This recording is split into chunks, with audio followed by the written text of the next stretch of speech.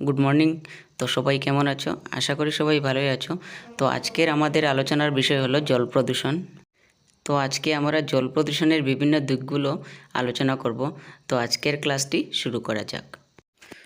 প্রথমে আমরা জল প্রদূষণ কী এর ভূমিকা সম্পর্কে জানব, অর্থাৎ জল প্রদূষণের অর্থ কী বা জল প্রদূষণ কাকে বলে।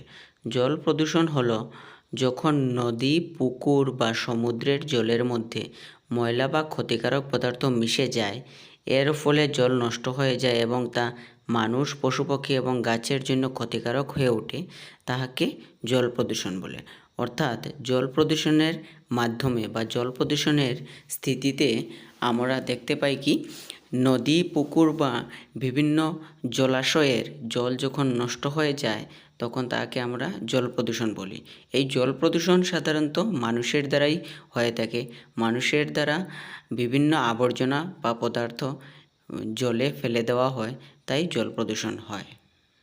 জল প্রদূষণের ফলে পৃথিবীর জীবজন্তুর ব্যবহারযোগ্য জল বিভিন্নভাবে নষ্ট হয়ে যায় বা ক্ষতিকারক হয়ে ওঠে, যার জন্য জীবজন্তু এবং প্রাণী জগতে অনেক বিশদভাবে প্রভাব ফেলে। এবারে আমরা জল প্রদূষণের কিছু কারণ সম্পর্কে জানব। তো জল প্রদূষণের প্রথম একটি কারণ হলো গৃহস্থালির ময়লা, বাড়ির বর্জ্য বা ময়লা জলে ফেলে দেওয়া। অর্থাৎ বাড়িতে ব্যবহার করা বিভিন্ন ধরনের ময়লা, প্লাস্টিক ব্যাগ যেগুলো আমরা জলে ফেলে দেই, তার কারণে জল প্রদূষিত হয়। 2 নম্বর পয়েন্ট হলো কলকারখানার বর্জ্য, অর্থাৎ কলকারখানা থেকে রাসায়নিক মিশ্রিত জল নদীতে ফেলা। আমরা শহরাঞ্চলে বিশেষভাবে দেখতে পাই যে কলকারখানার বিভিন্ন রাসায়নিকগুলো পাইপের মাধ্যমে নদীতে ফেলে দেওয়া হয়, তার কারণে নদীর জল দূষিত হয়। সারের ব্যবহার, কৃষি জমিতে বেশি সার, কীটনাশক ব্যবহারের ফলে তা জলে মিশে যাওয়া।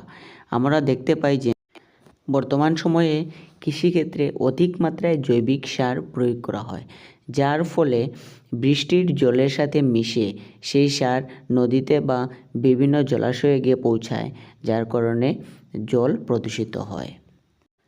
জল প্রদূষণের চতুর্থ কারণ হলো প্লাস্টিক ও আবর্জনা। প্লাস্টিক ও অন্য বর্জ্য জলে ফেলা। আমরা সাধারণত দেখতে পাই বর্তমান সময়ে বিভিন্ন প্লাস্টিক বা আবর্জনা জলে ফেলে দেওয়া হয়, যার ফলে জল প্রদূষিত হয়। তেল চমকানো। পঞ্চম কারণ হলো তেল চমকানো। জাহাজ বা নৌকা থেকে তেল জলে মিশে যাওয়া। বিভিন্ন নদীতে বা সাগরে আমরা জাহাজ বা নৌকা চলাচল করতে দেখি। তো বর্তমান সময়ে বেশিরভাগই জাহাজ বা নৌকায় পেট্রোলিয়াম বা অন্যান্য তেলের সাহায্যে পরিচালিত করা হয়, যার ফলে অনেক সময় তেল জলে মিশে যায় এবং পানীয় বা ব্যবহারযোগ্য জল ক্ষতিগ্রস্ত করে, যার কারণে জল দূষিত হয়। এবারে আমরা জল প্রদূষণ রোধ করার কিছু উপায় সম্পর্কে জানব। তো প্রথমত ময়লা ফেলা বন্ধ করা, অর্থাৎ গৃহস্থালির ও কলকারখানার ময়লা পরিষ্কার করে তবেই জলে ফেলা। দ্বিতীয়ত প্লাস্টিক ব্যাগ ব্যবহারের নিয়ন্ত্রণ, অর্থাৎ কম প্লাস্টিক ব্যাগ ব্যবহার করা এবং তা সঠিকভাবে ফেলা। কম প্লাস্টিক ব্যাগ ব্যবহার করলে জল প্রদূষণ কিছু অংশে কমতে পারে। জৈব সার ব্যবহার, অর্থাৎ রাসায়নিক সারের বদলে জৈবিক সার ব্যবহার করলে বৃষ্টির সাথে সেই সার জলে মিশলেও জল প্রদূষিত হবে না। চতুর্থ বিষয় হলো পুনর্ব্যবহার।